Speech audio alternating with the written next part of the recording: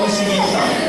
Continuando vendo as nossas experiências ao longo do ministério. Isso aqui são coisas que têm se repetido dia após dia. Depois que eu tinha anotado um bocado já da experiência, eu resolvi parar e deixar a coisa por conta do dia a dia. Então aqui nós temos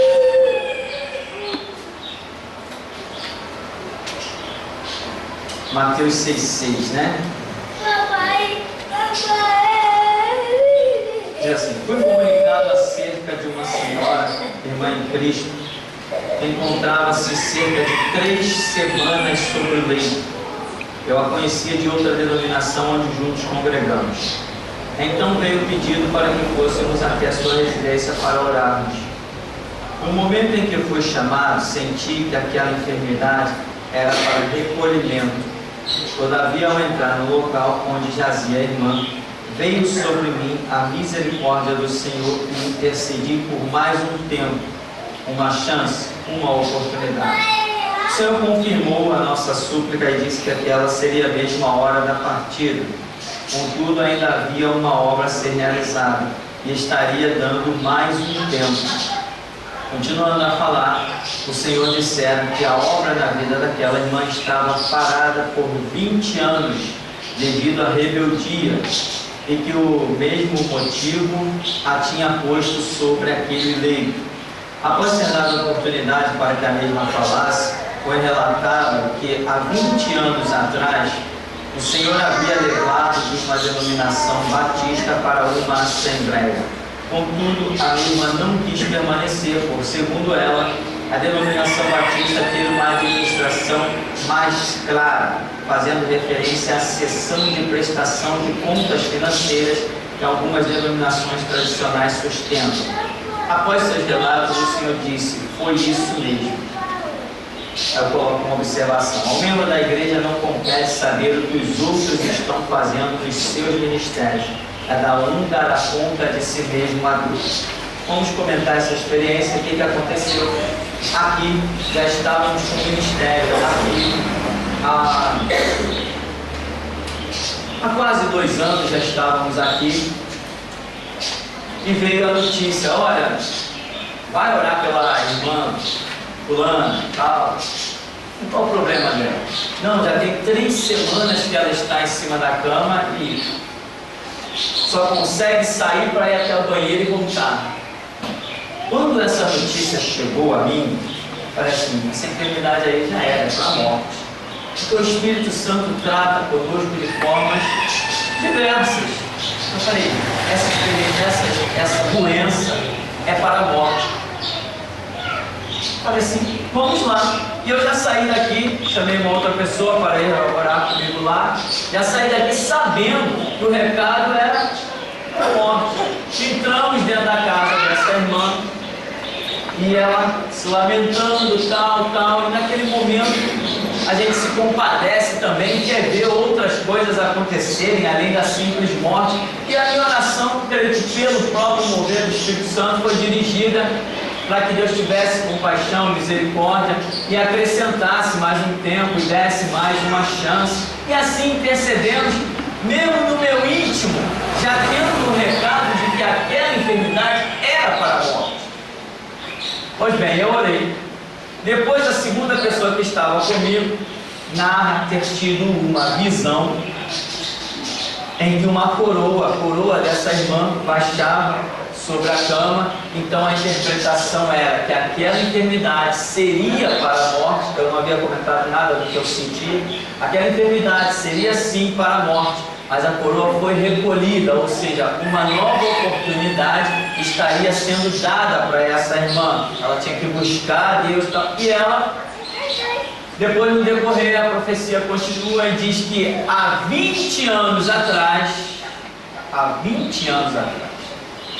Deus tinha dado a essa pessoa uma direção, que foi justamente uma mudança de igreja, uma mudança de denominação, porque Deus tinha com esta pessoa uma obra através do louvor.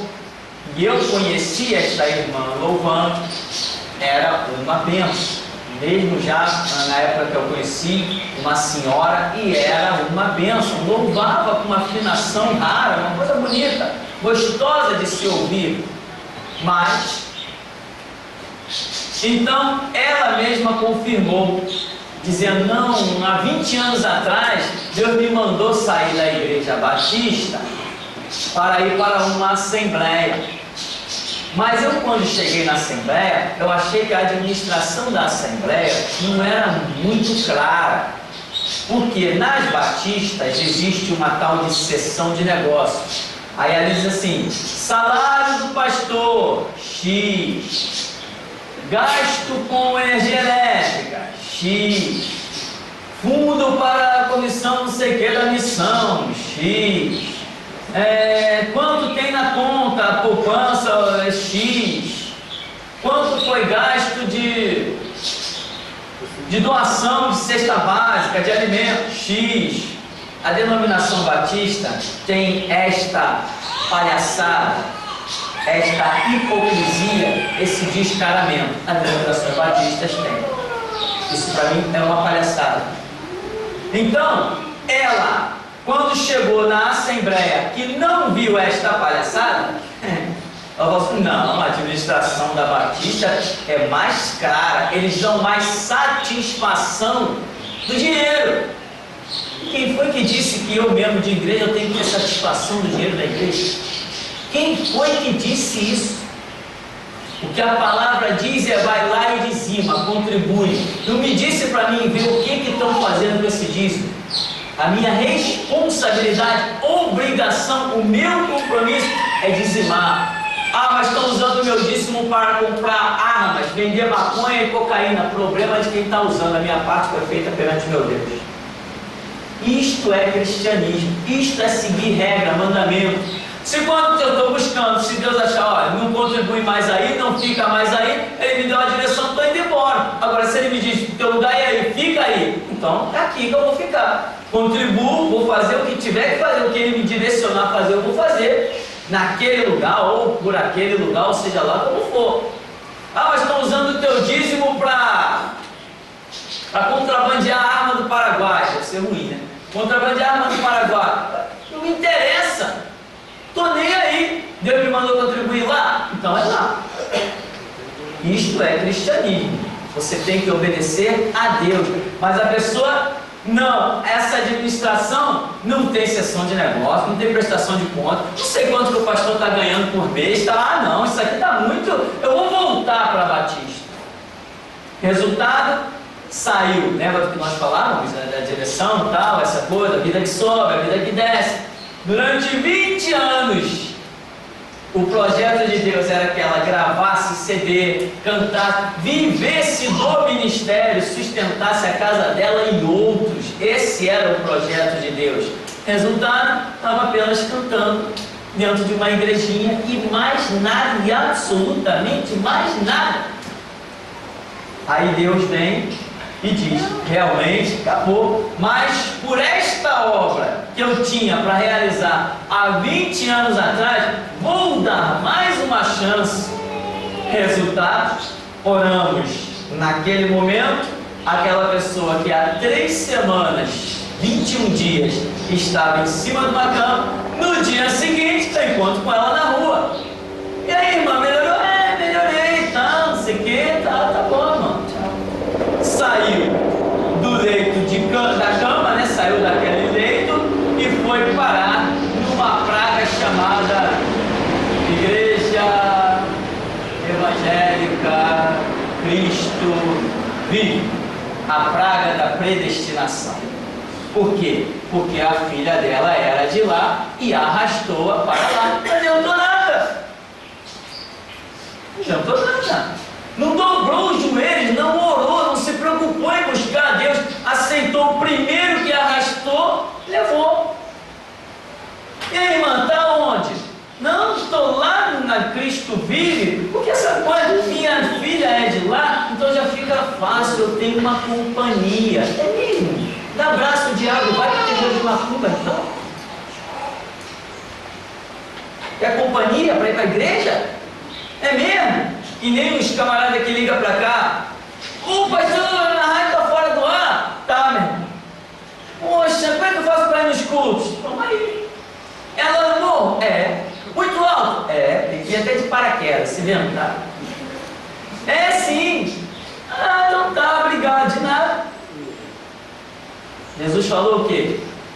Vou começar a seleção pela dificuldade de se chegar neste lugar. Então, meu irmão, você não tem que andar à vista dos teus olhos, porque há caminhos que ao homem parece bom, mas o final é caminho de morte. Igreja não tem que te dar satisfação de nada. Você contribuiu aqui com dízimo e oferta? Não espere satisfação. Minha não. O que está sendo feito com o teu dinheiro? Eu sei, mas você não sabe. E eu não vou te dizer se eu estou comprando limousine, se eu estou andando de Honda Civic. Você não vai saber. Eu não vou te dizer. E se você me ver desfilando num pajeiro da Mitsubishi e achar que teu dinheiro está sendo usado para quem quiser ir embora, arregula, estela à vista, tchau. Tem outro idioma aí? Alguém sabe alguma coisa? Me ajuda. Está entendendo, meu irmão? Eu aqui sigo a direção que Deus me dá. Se Ele me mandar comprar um iate, eu vou comprar. Não me interessa o que o membro da igreja vai achar. Não, pastor, está andando de iate, eu não vou mais contribuir lá não. Tá bom, e daí? Mas eu vou fazer o que meu Deus me manda fazer. Essa obra aqui vai chegar, já está chegando perto. Cadê o Zeli? Você está aí? Ô Zeli, aí. Já passou de 50, hein? Que benção, hein? Isso é benção. Então, irmão, 50. Mas pastor, uma obra dessa no alto do morro? É, e você já viu na igrejinha no alto do morro ter recurso para fazer isso? Quando Jesus manda, meu irmão, faz. Nós poderíamos ter comprado, alugado um terreno lá embaixo, colocado a igreja no asfalto. Colocava a igreja no asfalto e ia procurar Jesus em outros cantos, que ele não ia entrar. Agora aqui ele está, então isso aqui interessa. Amém? Interessa é obedecer e não sacrificar. Então, voltando aqui à experiência, né? Foi claro, eu dizia, ó, a obra na sua vida está parada há 20 anos atrás. Por quê? Porque não saiu de uma denominação e foi para outra. Qual era a melhor denominação? Não, a melhor denominação é aquela que dizia: o salário do pastor é tanto, né? Pagou o estacionamento do pastor foi tanto, o filho do pastor chupou um chiclete, custou tanto, e não sei o que foi tanto, as compras do pastor foi tanto. Ah, essa é mais limpa, essa é mais clara, essa estava reprovada. Aquela que era tão clara, estava reprovada. Eu conheci um juiz nessa mesma denominação. Ele disse: uma coisa que me impressionou quando eu vim para a denominação batista foi a sessão de prestação de conta. Eu nunca vi isso em lugar nenhum. Isso é uma maravilha, mostrar cada detalhe do que é gasto. Não, maravilha. É tanto maravilha que poucos meses depois ele estava brigado com a igreja e foi embora. Jesus prestou conta de alguma coisa? Prestou? Eu vejo Jesus prestando conta. Seguir direção. Igreja não é empresa, a igreja não tem ação, a igreja não tem que funcionar como empresa, a igreja funciona como direção. Eu vejo Moisés prestando conta de alguma coisa? Quem mais? Eu vejo Josué prestando conta de alguma coisa? Eu vejo Gideão prestando conta? Eu não vejo, meu irmão, eu não vejo os líderes prestando conta de nada. Deus diz assim: olha, diga o povo para trazer oferta. Lá vem o povo trazendo oferta. Moisés agora diz o povo para parar. Ó, não traz mais oferta. Acabou. Não vê prestação de conta. Essa prestação de conta que existe nas denominações batistas, parece que algumas outras por aí também, para mim é uma palhaçada, e Deus não tem nada a ver com essa palhaçada. Direção de Deus, ministério, não é isso. Imagina, era um dia inteiro, um horário de culto mais ou menos de 2 horas para prestar conta. Aí, meu irmão, era uma discussão. Olha, nós temos a seguinte conta: quem aprova essa proposta? Aí uns não gostavam, né? Aí outros que tinham bronca de uns: eu aprovo. Tem apoio a essa proposta? Eu apoio. Então vamos votar a proposta. Isso é igreja? O que é isso? Aqui, meu irmão, é assim: irmão, vou fazer. Quem gostou, fica. Quem não gostou, tchau. Irmão, vamos pintar. Não, mas eu não gosto dessa cor não. Então procura uma igreja que é da cor que você gosta. Vai ser dessa. É assim, irmão. A igreja Senão não anda. Se eu tiver errado, o amanhã vai mostrar, mas se eu tiver certo, o amanhã também vai mostrar. Aqui é assim, é mão de ferro. Já viu aquele filme Exterminador do Futuro? Arranca essa pele aqui que tu vai ver minha face de aço. Ou então de diamante. Então, irmão, aqui é assim, não, mas como esse chão verde não ficou legal, não. Não pensa, meu irmão. Pô, sei lá, entra plantando bananeira, mas vai ser verde. Tá entendendo? Mas tu achava que essas colunas, se elas ficassem azul marinho, ia ficar muito boa. Eu também achava, mas por enquanto vai continuar prateado. Aqui é assim. Na administração eu sou mão de ferro. Eu não ouço pai, mãe, irmão, irmã, filho, filha, mulher. Eu não ouço nada. A administração de Deus é: Senhor, vou ou fico? Faço ou não faço? O que Ele me diz é a única coisa que eu sei ouvir. Não ouço mais nada. São 10 anos, vamos caminhar para 11. E olha, estamos alcançando pessoas no mundo inteiro, né? Esses dias me ligou de novo a menina da Alemanha lá. Disse: o que ela está fazendo na Alemanha?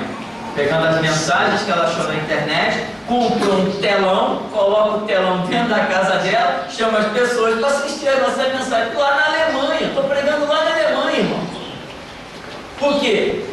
Sei, Jesus deve ter achado alguma coisa boa em nós, amém? Então, não ande segundo os seus olhos, né? Não, mas a denominação batista, eu gosto de saber o que está sendo feito com o meu dízimo. É mesmo? Isso é bíblico isso? Você tem que saber? Alguém tem que te contar alguma coisa? Eu conheci igrejas, irmãos, enormes, igrejas com 2.000 membros, igreja que tinha ações, fazia muitas coisas. Se uma igreja dessa fosse prestar conta de cada centavo para o povo, podia começar o culto 8 horas da manhã e até 8 horas da noite. Não é lógico que muitas dessas organizações visam cativar as pessoas com essas palhaçadas. Para mim é palhaçada.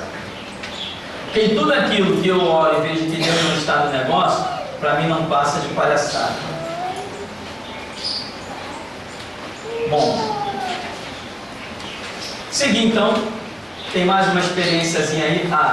Dízimo é mandamento.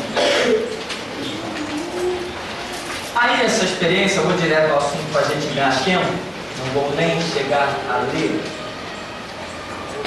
Conta de um caso de uma irmã, uma jovem senhora, que esteve aqui no ministério, e ela estava já aqui no ministério há 1 ano, mais ou menos, quando essa experiência aconteceu. Num determinado culto, uma pessoa, um profeta que tinha aqui em nosso meio, num determinado culto, virou para essa jovem senhora e falou assim: olha, porque hoje, a partir de hoje, você decidiu entregar o seu dízimo, você vai ver todas as coisas que vão mudar na tua casa. Aí começou uma lista de coisas: vai mudar isso, os teus filhos, não sei o que, não sei o que. Ela já estava no ministério há 1 ano, e eu não sabia, porque aqui, irmão, aqui não tem envelope, aqui não tem papelzinho, aqui não me interessa quem dá dízimo, quem deixou de dar. Aqui não me interessa isso, porque a palavra que diz trazer os dízimos à casa do tesouro não é minha, eu não tenho poder de abençoar ninguém, a minha palavra não vai abençoar ninguém nesse sentido. Se alguém está pedindo isso, não sou eu que pedi, por isso não me interessa quem está entregando o dízimo ou deixou de entregar, estou nem aí, porque eu não preciso de dízimo. Jesus me disse assim: vai fazer a minha obra e não vai faltar nada. Eu estou fazendo a obra, não está faltando nada. Então estou nem aí para quem dá dízimo ou deixa de dar, né? Já pensou que fortuna gasta de envelopezinho? Que é isso, esse dinheiro pode ser aplicado em outras coisas, mas denominações por aí tem isso, porque as pessoas gostam de escrever um nomezinho no papel para o pastor. O pastor tem que ver que eu estou dando dízimo, né? Quando acaba o pastor nem lê aquilo cai na mão do tesoureiro, o pastor nem está vendo nada. Se bem que tem pastor por aí que vai lá ver, né? Faz questão de ver. Tem sim, é verdade. Então, essa irmã, mais de 1 ano aqui no ministério, foi dada essa palavra: porque tu resolveu entregar o dízimo, tu vai ver a mudança na tua casa.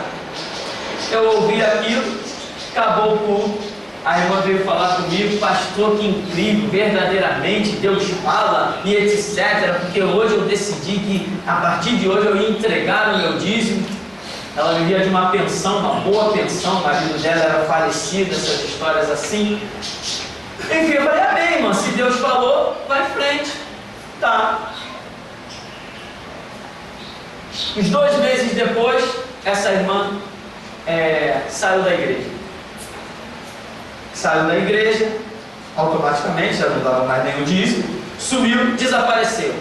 Só recebia a ligação dela: pastor, minha casa virou toda. Antes era assim: pastor, minhas filhas voltaram para Jesus. Depois que eu passei, depois daquela palavra sobre o dízimo, minhas filhas voltaram para Jesus. A não sei quem, a fulana, estão cantando no coral. O outro está aprendendo instrumento. Meu filho, que nem olhava para minha cara, agora já me ama. Então a minha casa, as coisas, enfim, aquela bênção. Meu marido, um homem com quem ela vivia, né, vamos assim usar a expressão, foi curado de câncer. Tudo, mas eu resolvi que foi tudo porque eu passei a dar o dízimo. É aquela palavra que se cumpriu. Eu falei: amém, minha irmã. Aí agora que ela sumiu, pastor, tudo contrário, né, irmão? Imagina toda a casa virando de cabeça para baixo. Foi a lamentação dela, que a filha deu na cara dela, que as filhas saíram da igreja. As pessoas dizem: fala a Deus, mas quando Deus fala, não tem interesse em obedecer. Resultado, essa foi a história. Então, o dízimo, o que me chamou a atenção nisso aí, foram as bênçãos, que nós estamos acostumados a ver o seguinte: a bênção do dízimo ligada a uma certa prosperidade financeira, não é isso que nós estamos acostumados a ver? Ou estamos mecanicamente fixados nesse ponto? No entanto, quando eu ouvi essa profecia, falou de uma mudança completa na casa dessa irmã, inclusive na saúde, inclusive no relacionamento conjugal, no relacionamento com os filhos. A bênção era uma coisa muito completa e, ao que eu entendi, estava tudo simplesmente ligado ao fator da entrega do dízimo.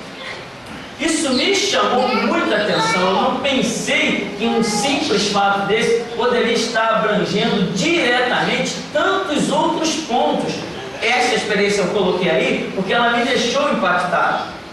Então, só que a irmã não permaneceu, voltou atrás e tudo que ela havia visto de bom na vida dela, de repente, deu em nada.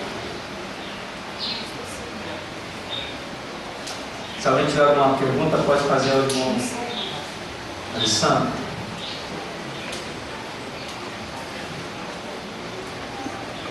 Eu estou analisando aqui a Bíblia,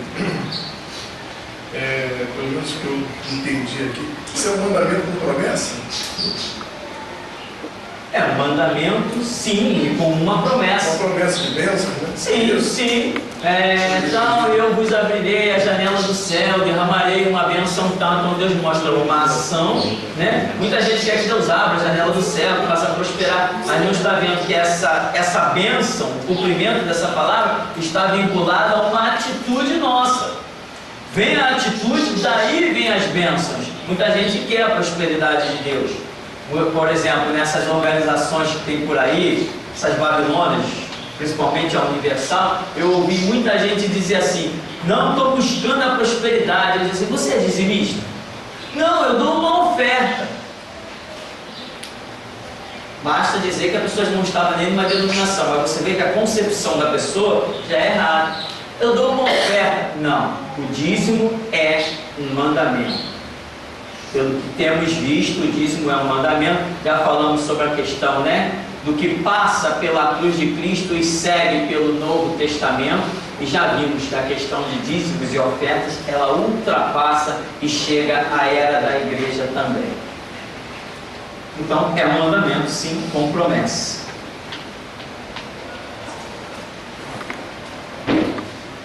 Pastor, se a pessoa tem uma causa na justiça, aí recebe aquele dinheiro, tem que dar o dízimo daquilo ou oferta especial? Não, é dízimo. A Bíblia não trata de oferta especial. A Bíblia trata de dízimo. Entende?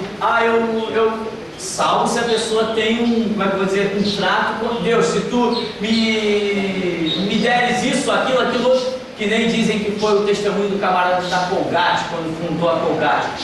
Se o Senhor me fizer prosperar, eu vou te dar 90% e vou viver com 10%. Dizem que o dono da Colgate teria feito esse pacto com Deus. E de repente a Colgate se transformou no que é hoje. Eu te garanto que os 10% dele é uma brincadeira, né?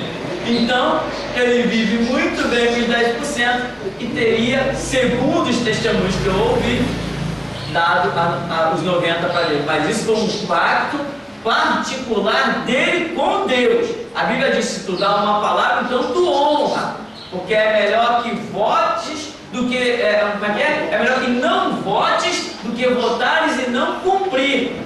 Não faz voto de tolo. É melhor não votar, porque a regra já está aí, o mandamento para você seguir já está aí. Agora, se você faz um voto extra com Deus, aí você vai ter que honrar a sua palavra com Deus da mesma maneira que Deus honra a dele contigo. Ele vai exigir isso. Então, se você fez um voto, é algo particular. Agora, fora disso, a regra, o mandamento já está na Escritura. Então, se eu tenho uma causa na justiça, ou sei lá, se eu... qualquer situação em que um excedente financeiro chegue na minha mão, a regra é dízimo. Esta é a regra, né? Uma vez uma senhora queria dar para cá um dízimo de uma casa que ela vendeu. Eu falei assim: irmã, você construiu essa casa, não foi com o seu salário? De cada tijolo que você comprou, não foi com um salário de que você já havia dizimado desse salário? Eu falei assim: eu particularmente, irmã, entendo que você não tem nem que dar esse dízimo. Ela falou: não, já é o meu trato com Deus. Eu falei: então já não está nem mais aqui quem falou. Eu querendo convencê-la a não entregar o dízimo da casa que ela tinha vendido, por na época 24 mil reais, tem anos isso, no comecinho do ministério. Ela falou assim: não, é o meu trato com Deus, eu já fiz um voto com Deus que se eu conseguisse vender essa casa por tanto, que eu daria o dízimo disso. Falei: então já não está nem mais aqui quem falou. Já não é uma questão de ter que dar, é uma questão dela ter votado. Aí já não existe mais regra, já entrou uma coisa de um relacionamento pessoal, acabou a história aí. Então, fora isso, existe a regra. Eu entendia realmente, eu entendo. Se eu não tenho nada, eu vou construir uma casa, aí eu recebo um salário, eu dizimo e do que fica na minha mão eu compro tijolo, eu compro cimento, recebo mais salário, dizimo e o que está na minha mão eu compro piso. Eu montei a casa de um dinheiro que já foi dizimado. Na minha, pode ser até ignorância, mas eu entendo. E se eu vender aquela casa, eu não teria a obrigação de dizimar dele, porque já foi construído com um dinheiro que foi dizimado. Essa informação que eu tentei passar para a irmã, mas ela não aceitou, porque disse que ela tinha feito um voto com Deus. E aí ela tinha recebido parte do dinheiro, inclusive em joias, alianças de ouro, anéis de prata, e ela dizimou também disso, que ela, das joias que ela recebeu. Eu peguei, fui na cidade, vendi e comprei. Foi quando eu comprei os nossos primeiros microfones, as nossas primeiras caixas de som e o nosso violão. Por outro lado, pastor, podemos concluir que a vida dessa senhora estava totalmente entregue no altar, né? Porque nós temos aprendido que não adiantaria nada ela entregar o dízimo se ela não estivesse entregue a Deus, né? Não teria adiantado. Eu queria comentar também que lá no prédio existe uma senhora que ela ouve muito as mensagens, as pregações, e ela está sempre falando para mim: Noel, eu quero te entregar o dízimo para você levar para a igreja. Eu falei assim: não, você tem que ir lá levar, não vai adiantar nada. Eu não sei se eu estou errada, mas eu não tenho aceitado esse dízimo dessa pessoa. Tem gente espírita que estava querendo entregar dízimo aqui. Eu falei: aqui não. Aqui não. Negativo. Aqui Deus só conta com coisas que procedem da vida de quem está aprovado. Essa é a ideologia desse ministério. Por aí, o camarada é católico, quer dar o dízimo, dá, né? Tem um camarada de um programa de televisão aí que diz que não sei quantos % do programa dele é mantido por um empresário que é católico. Aqui não, aqui eu não quero. Aqui eu só quero coisa de servo de Deus, coisa de crente. Essa é a regra para esse lugar. E como se vê, estamos precisando de absolutamente nada, não temos dívida, estamos fazendo, o recurso vai aparecendo dia a dia, nós vamos colocando na obra, vamos fazendo, e o que está sendo preparado aí em cima é coisa muito tremenda para continuar na seguinte filosofia: de graça recebeste, de graça dá. Cada centavo do que tem sido construído aqui tem sido ofertado por servos de Deus. Esta é a visão deste ministério. Por aí não, por aí com certeza, tu é satanista, tu quer dar o dízimo? Dá o seu dízimo assim mesmo, não tem problema não. Deus vai se alegrar. Nada, mentira, isso é mercenarismo. Aqui realmente, irmão, se alguém quiser ofertar alguma coisa, mas você vê que a pessoa não é servo de Deus, não tem vida com Deus, pode dizer não. Se a sua vida não está aprovada, a sua oferta também não está. Amém? Esta é a ideologia do ministério. Pastor, eu tive um debate com o rapaz, e pelo que eu entendi, pelo que ele falou, ele acha que o dízimo é só para o Antigo Testamento. Eu falei para ele o seguinte: mas é um mandamento do Senhor. E outra coisa, não, mas você vê no Novo Testamento, não se fala em dízimo, Paulo fala em ofertas, aquela coisa, né? Mas eu falei para ele: mas a Bíblia diz que Deus é o mesmo ontem, hoje e será eternamente. Entendeu? E ele veio falar com relação ao sábado, né? O mandamento do Senhor deixou no sábado, como ele falou. E o que acontece? Mas só que Jesus curava no sábado, entendeu? Então o que acontece? Ele tentou comparar isso. Aí eu discerni que ele não quer dar o dízimo, que ele falou para mim o seguinte: ele veio falar com relação à oferta, normal e tal. Mas aí eu falei para ele: então a pessoa vai chegar e vai dar R$1.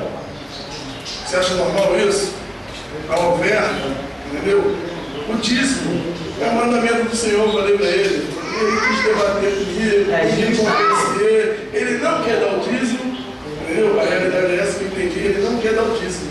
Então ele arruma um pretexto para isso.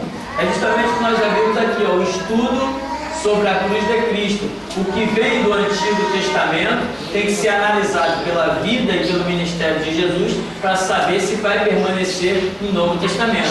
No Novo Testamento você não vê Jesus dizendo assim: não matarás. Então eu posso matar. Jesus não disse não matarás. Vou matar, não posso matar. Não matar é coisa do Antigo Testamento. No Novo Testamento eu posso matar. Jesus não falou não matarás. Eu tenho que analisar e ver que existem doutrinas, conceitos do ser humano, conceitos de vida do Antigo Testamento, que eles ultrapassam tranquilamente para o Novo Testamento. O sábado é detido na cruz de Cristo e não vai adiante. Jesus faz obras no sábado, incentiva os seus discípulos a fazerem obra no sábado. Quando criticam os seus discípulos, ele chama os camaradas de hipócrita. Diz que inclusive no próprio Antigo Testamento, Davi violou o sábado com seus homens, entrou no templo, comeu do pão da proposição que não podia comer e ficou intacto. Aí ele diz: o sábado foi criado para o homem, não o homem para o sábado, mostrando que eles têm uma ideologia completamente errada.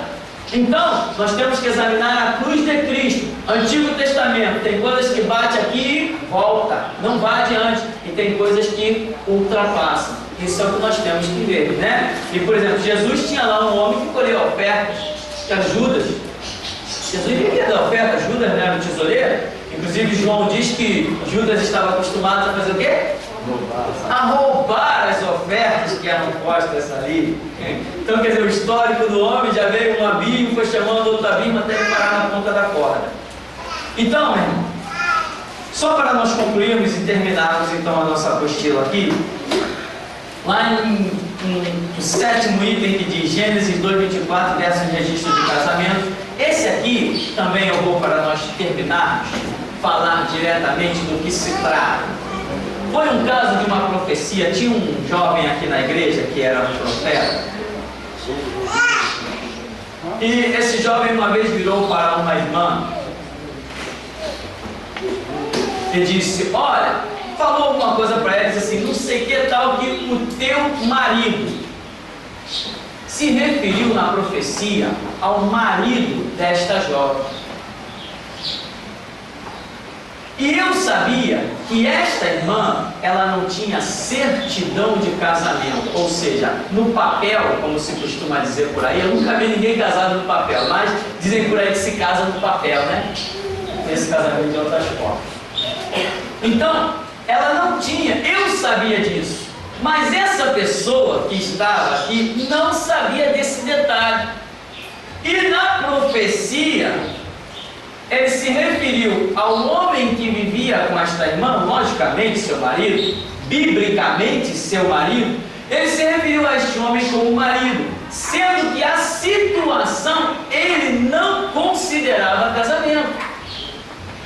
Depois, no final do culto, eu chamei o cidadão e falei assim, vem cá, viu a profecia que você ensinou, que entregou para a irmã? Como é que você chamou o homem que vive com ela? O que Deus revelou? Ele falou, Deus revelou que é o marido dela. Eu falei, mas ele não tem certidão de casamento.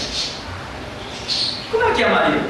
Porque ele não aceitava essa situação. O casamento tinha que ser registrado no cartório.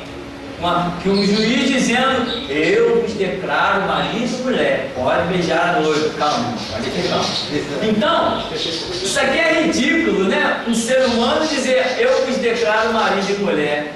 Lá em Gênesis já está dizendo, deixará o homem, seu pai e sua mãe, iniciar sua mulher. É decisão individual, não depende de terceiros, muito menos de lei feita em cartório, diga-se de passagem, pelas as denominações, a dominação, melhor dizendo, católica, que criou lá os seus cartórios desde a Idade Média e toma-lhe dinheiro em cada coisa que comparecia perante eles. Então, a profecia chamava o homem de marido, mas na realidade não tinha certidão de casamento.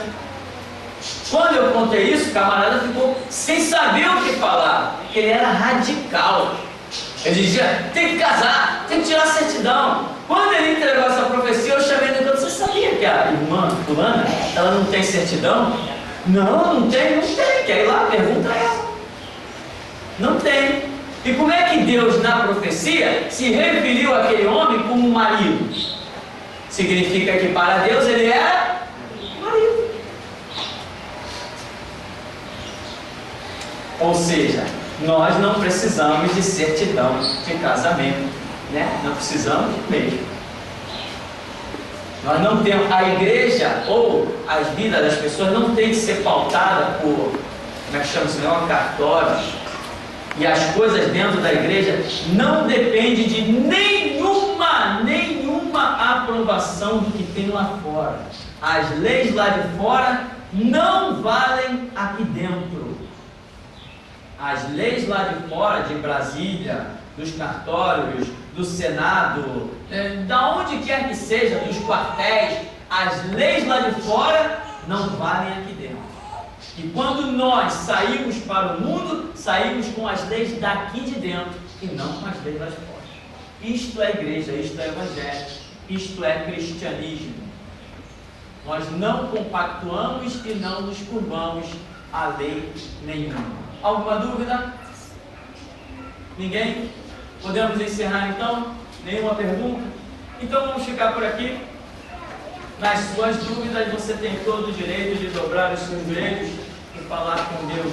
Não ande segundo aquilo que você pensa, irmão, porque, mais uma vez eu repito, há caminhos que ao homem parece bom, mas o final é caminho de morte. Amém? Então que você atente para essa realidade, não se deixe levar por amizades, por sentimentos, mas busque a revelação de Jesus Cristo. Vamos orar. Senhor amado, Deus vivo e poderoso, nós te glorificamos, ó Pai, por tua graça, porque neste momento, neste dia lindo, nós estamos aqui, Senhor, para aprender as coisas concernentes ao teu reino e pedir que o Senhor nos acrescente, ó Deus, dia a dia, aquilo que nós, ó Deus, na nossa limitação não conseguimos conseguimos captar em um dado momento as nossas falhas como seres humanos, que Tu venhas, ó Deus, saltar por sobre tudo isso, contemplar a sinceridade do nosso coração, a nossa humildade em dizer, importa que o Senhor cresça e nós diminuamos, e assim vermos o Teu nome glorificado, Senhor. Dá-nos graça para sermos obreiros aprovados, sem ter do que se envergonhar, manejando bem a palavra da verdade. Ó Deus, calando todo falso conceito, toda falsa ideologia, ó Deus, todo falso ensinamento, desbaratinando os conselhos das trevas e desfazendo as obras do diabo. Capacita-nos para isso, ó Deus, para que o Teu nome santo seja bendito e exaltado e que seja feita a Tua vontade, assim na terra como no céu, em nome de Jesus. Amém. Amém, irmão. Vamos em paz em nome de Jesus.